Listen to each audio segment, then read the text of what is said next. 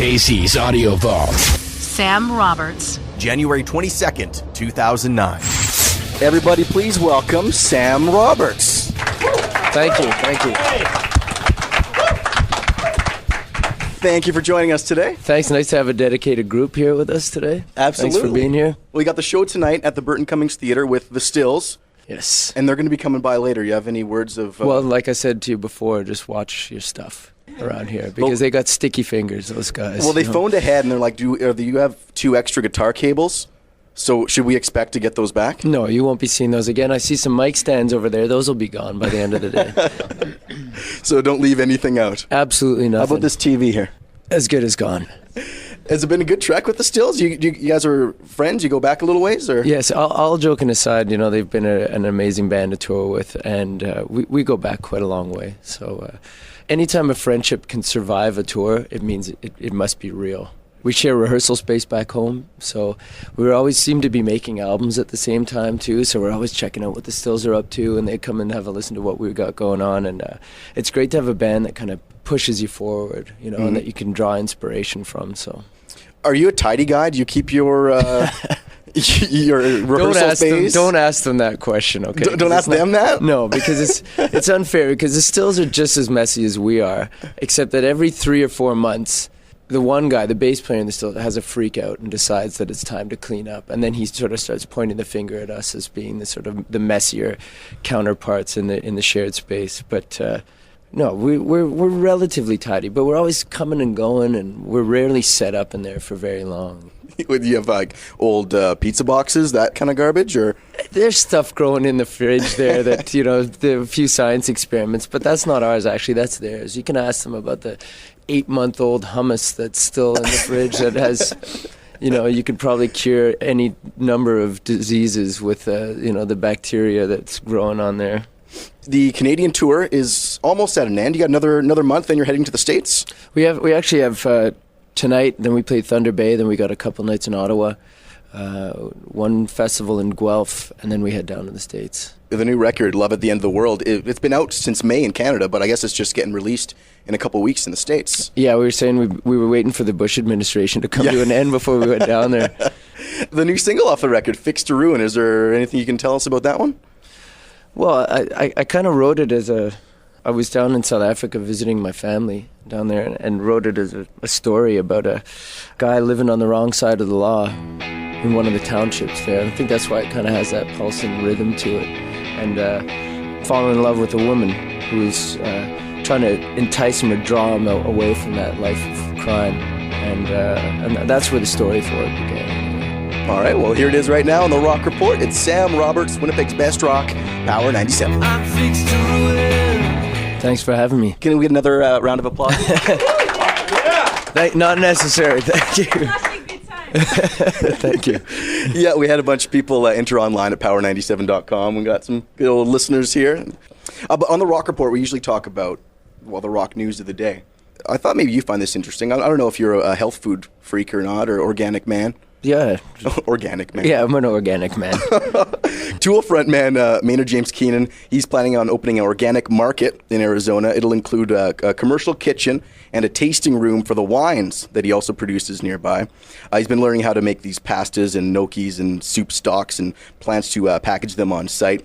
He said it's basically our little retail outlet. Downloading has crushed the idea of making CDs on a larger scale, so we're going to fund our recording and fun projects by attempting to sell you T-shirts and dog toys and dildos and things.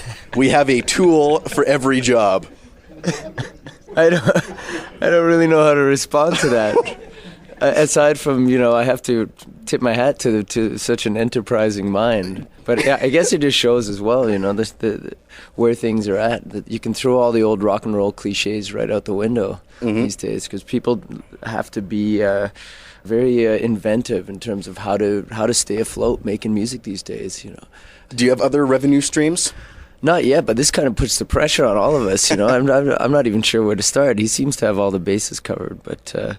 No, I think at this point for us we rely heavily on just touring and being on the road and putting bodies in venues and trying to make it happen that way. But yeah, you do have to be pretty creative. Do you try to track down and organic food stores in the cities you go through? Do you try and keep a pretty healthy intake of For sure, food? yeah. Try to eat. The food that we get. A lot of the food that we eat during the day is the food on what you call a rider, which is the food that they bring into your dressing room. So we always request organic food, preferably locally grown food as well. Or if you end up going out and eating around, try to find local businesses instead of the big chain stores. To get your food and have a nice meal, and those are usually the best restaurants anyway. So they just happen to be the best for the environment and for the local economy as well. Well, I got another story here.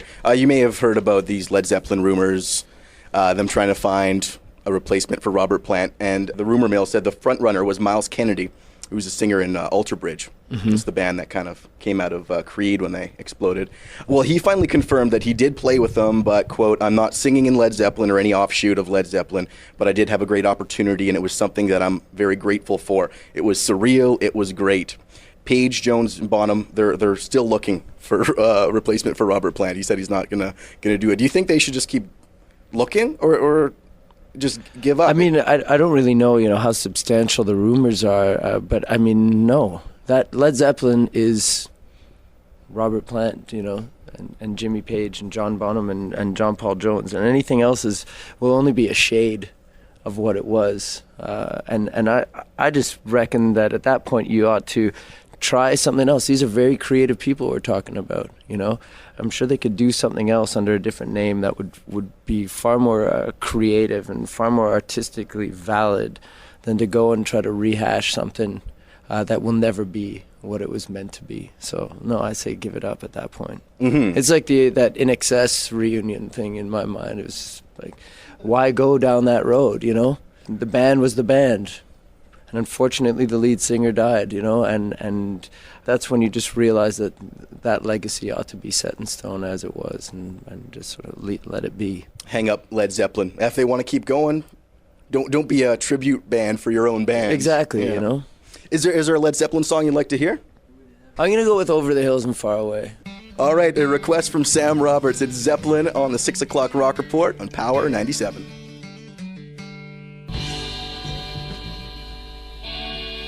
Zeppelin on the Rock Report, Winnipeg's best rock, Power 97. Sam Roberts in studio.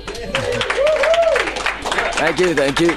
Playing tonight at the Burton Cummings Theatre with the Stills. We'll have them on later today, but we'll actually run that interview tomorrow on the Rock Report. And I'm just sort of going through different rock news stories and getting your take on it since it is the Rock Report. You must have heard Oasis singer got smashed on stage in September. Saw that, yeah. And now the charge has been upgraded for this crazy guy, Daniel Sullivan, 47-year-old. It's going to be a maximum of a 14-year sentence. Have you ever been attacked on stage or felt in danger? There are a few times where it can get out of hand for sure, and I think you definitely feel not that you feel vulnerable out there, because most people have the best of intentions, and they'll maybe get up and come and give you a squeeze while you're playing the song. I mean, more than anything, it's just trying to keep focused on still playing the music, But never really felt in danger or threatened in any way, knock on wood. You're up there, you're under the lights, and you do feel, in somewhat, part of the experience is to feel vulnerable, to be putting yourself out there. But to have somebody come and actually physically assault you while you're in the middle of playing music, in my mind, just goes so counter to the spirit of what we're trying to do. Mm-hmm. I hope it never happens. I certainly don't wish it on anybody else. Well, the footage was just terrible. He just didn't see it coming, just slammed right down, dislocated some ribs, and out of commission for a while. Mm-hmm. They're a band that kind of looks back for their influences. Your song, Them Kids, is that sort of saying kids of today don't really know what came before the music of today? Well, I think in a way, yeah. Part of moving forward is to always be connected to where we come from, and I think a lot of that song had to do with that. At the same time, there is something to be said for cutting ties with the past and having people who are seeing tomorrow more clearly than we, who are still so wrapped up in the way things were and still glorify the way things were all the time. So it's a bit of a push and pull between those two sort of different extremes. But, for myself, a lot of it has to do with playing music and putting yourself out there and realizing that at some point, the next generation just may not want to hear what you have to say. So, in a lot of ways for myself and other musicians, this song is a representation of the existential crisis that we all feel at some point. Trying to stay valid and trying to always be a part of something that you think is so important. It's Them Kids on the 6 o'clock Rock Report. Sam Roberts in studio playing tonight at the Burton Cummings Theatre. We are Winnipeg's best rock. Power 97. We have Sam Roberts in studio one last time. Thank you. We were just talking about Them Kids and how kind of looking to the past, and it just sort of jumped in my head. It was interesting reading some interviews with Neil Young and how he doesn't really listen to music. And when he was making the historic music that he's made, he wasn't plugged into what was going on. He just was like in his own little room making his own music. Getting back to what we were talking about before about staying valid and maintaining a foothold in sort of the creative scene in some way. And constantly being able to reinvent yourself musically while still staying true to who you are. He's a real role model in that respect. Again, rather than Led Zeppelin going out and trying to find a new frontman, why not just sort of reconfigure? Yeah, and he's always living in right now, because he's just shockingly is going to release another album out of the blue, and the first single's on neilyoung.com, and it's all about the economic crisis. Like, he doesn't slow down. It's just whatever's happening today, he's writing it. Exactly, and he's stayed very topical, and his last record was about war, and now it's about the economic crisis.